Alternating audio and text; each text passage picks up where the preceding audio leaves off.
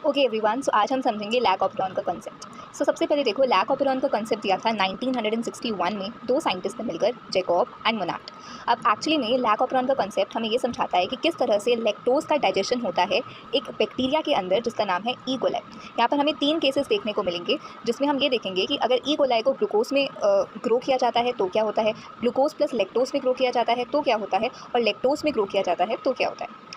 का मतलब होता है लैक्टोज, लैक का मतलब होता है लैक्टोज एंड ओपेरॉन का मतलब होता है a linear array of jeans involve in metabolic pathways. अगर मैं लैक ऑपेरॉन की बात करती हूँ तो यहाँ पर देखो, फॉर एग्जांपल आपको पता है डीएनए से जब आरएनए बनता है तो उसके लिए मेरे पास एक ट्रांसक्रिप्शनल यूनिट होती है। ट्रांसक्रिप्शनल यूनिट में प्रमोटर, स्ट्रक्चरल जीन और टर्मिनेटर होता है। इन द सेम मैनर इस लैक ऑपेरॉन में भी हमारे पास प्रमोटर है, स्ट्रक्चरल जीन है, और यहाँ पर 2 चीज़ें और हैं। एक है मेरे पास लैक आई और यहाँ पर है एक ऑपरेटर। अब क्या चीज़ क्या है मैं आपको भी बताती हूँ। सो लैक आई यहाँ पर स्टैंड होता है इनहिबिटर जीन या रिप्रेसर जीन के लिए। प्रमोटर के 2 रीजन्स हैं। एक रीजन में क्या होता है, बाइंडिंग होती है कॉम्प्लेक्स की, जो मैं आपको आगे बताऊंगी, और एक रीजन में यहाँ पर आरएनए पॉलीमरेज की बाइंडिंग होती है। फॉर एग्जांपल आप जानते हैं कि डीएनए से आरएनए की प्रोसेस में जो आरएनए की बाइंडिंग होती है वो प्रमोटर में ही होती है। तो सेम चीज़ आपके यहाँ पर भी होने वाली है। स्ट्रक्चरल जीन में आपके 3 जीन प्रेजेंट हैं। इस जीन को मैं पॉलीसिस्टोनिक जीन कहती हूँ क्योंकि यहाँ पर जो एमआरएनए बनता है वो 3 चीज़ों के लिए कोड कर रहा होगा, जो भी हम आगे देखने वाले हैं। सो बेसिकली यहाँ पर ये जो पूरा स्ट्रक्चरल जीन है ये कोड करेगा डिफरेंट प्रोटीन्स के लिए एक एमआरएनए के थ्रू, यानी कि एक एमआरएनए, एक मैसेंजर आरएनए 3 डिफरेंट प्रोटीन्स के लिए कोड करेगा। इसलिए हम पॉलीसिस्टोनिक कहते हैं। अब जैसे कि मैंने आपको यहाँ पर बताया कि यहाँ पर 3 कंडीशंस बनेंगी। पहली कंडीशन है कि जो ई कोलाई है उसे मैं ग्लूकोज के अंदर उगा रही हूँ। अगर मैं इसको ग्लूकोज के अंदर ग्रो कर रही हूँ तो यहाँ पर जो मेरा लैक ऑपेरॉन है ये स्विच ऑफ मोड में होगा, या फिर मैं कह सकती हूँ रिप्रेस्ड मोड में होगा। अगर ग्लूकोज की अमाउंट बढ़ा दी जाए या फिर ग्लूकोज प्लस फ्रक्टोज दोनों प्रेजेंट है तब भी ये रिप्रेस्ड मोड में या स्विच ऑफ मोड में होता है। इसमें होता क्या है आइए देखते हैं। सो जो लैक आई है ये एक्चुअली में एक प्रोटीन बनाता है। इस प्रोटीन का नाम है रिप्रेसर प्रोटीन, है ना। ये एक प्रोटीन बनाता है, ये इस रिप्रेसर प्रोटीन बनाता है, और ये जो रिप्रेसर प्रोटीन है ये ऑपरेटर पे जाकर बाइंड कर जाता है।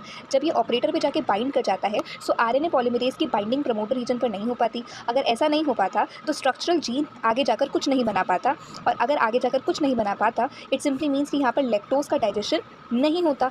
सिंपल, क्योंकि लैक्टोज यहाँ पर है ही नहीं ना। अब अगर सपोज करो ग्लूकोज का अमाउंट बढ़ जाए, जब ग्लूकोज का अमाउंट बढ़ जाए तो क्या होता है, केस 1 में जो लैक आई है वो एक प्रोटीन बनाता है जिसे टेट्रामेरिक प्रोटीन कहते हैं। ये टेट्रामेरिक प्रोटीन एक रिप्रेसर प्रोटीन है जो ऑपरेटर पे बाइंड करता है और आरएनए पॉलीमरेज को प्रिवेंट करता है कि वो प्रमोटर पे बाइंड करे।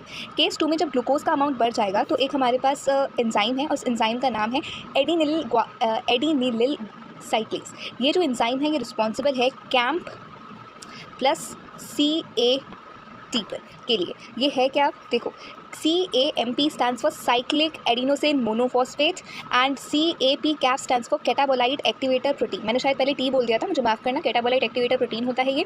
अब देखो, अगर आपका एडिनिलिल साइक्लेज, अगर ये एंजाइम कम हुआ तो कैम्प यानी कि cyclic adenosine monophosphate plus CAP cap cyclic activator protein, इसकी वैल्यू कम हो जाएगी। और ये जो प्रोटीन है ये रिस्पॉन्सिबल है किसके लिए, ये जो प्रोटीन है ये रिस्पॉन्सिबल है कि वो जो आपका प्रमोटर रीजन है ना उस पर आरएनए बाइंड कर जाए, उसके लिए रिस्पॉन्सिबल है कौन, आपका ये वाला कॉम्प्लेक्स।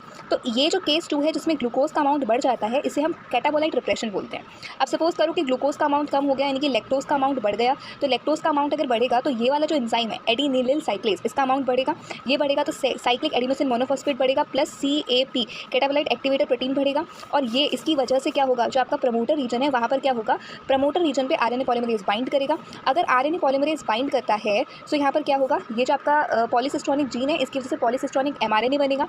ये एमआरएनए किन किन प्रोटीन्स के लिए कोड करता है, लेग सेट बीटा गैलेक्टोसाइडेस के लिए कोड करता है, वाई गैलेक्टोसाइड परमेज के लिए कोड करता है, और ए थायोगैलेक्टोसाइड ट्रांसएक्टाइलेज के लिए कोड करता है। बीटा गैलेक्टोसाइडेस जो है वो लैक्टोज एक ओलिगोसैकेराइड है, इसे 2 मोनोसैकेराइड की यूनिट में डिवाइड करता है, alpha D glucose and beta D galactose. ये रिस्पॉन्सिबल है लैक्टोज की सेलुलर एंट्री के लिए। अब यहाँ पर जो एनालॉग है लैक्टोज का वो कौन है, आइसोप्रोपाइल थायोगैलेक्टोज। समझ आ गया।